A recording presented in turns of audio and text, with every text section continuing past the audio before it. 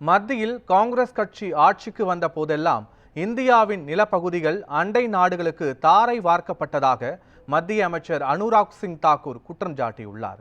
வடசென்னை பாஜக வேட்பாளர் பால் கனகராஜை ஆதரித்து கொளத்தூர் பகுதியில் மத்திய அமைச்சர் அனுராக் சிங் தாக்கூர் பிரச்சாரம் மேற்கொண்டார்.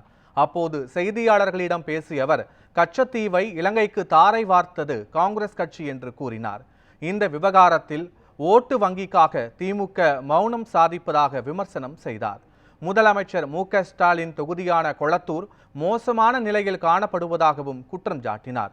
தமிழ்நாட்டுக்கு அனைத்து உதவிகளையும் மத்திய அரசு செய்து வருவதாகவும் பிரதமர் மோடி தமிழகத்தையும் தமிழக மக்களையும் நேசிப்பதாகவும் அவர் தெரிவித்தார்.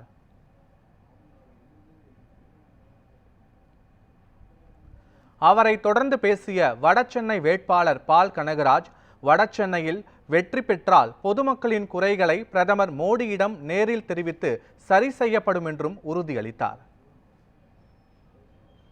பாரதிய ஜனதா கட்சி சார்பாக போட்டியிடுகிறார்கள், பாரதிய ஜனதா கட்சியுடைய கூட்டணி சார்பாக போட்டியிடுகிறார்கள்.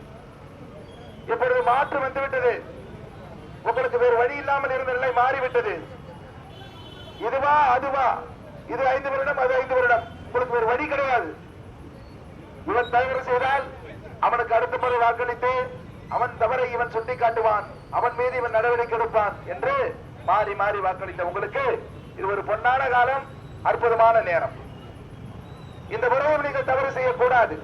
போன முறை தவறு செய்தீர்கள். போன முறை இங்கு தெரிவு செய்யப்பட்ட கலாநிதி வீராசாமி தேர்தல் வாக்குறுதியாக பலவற்றை சொன்னார்.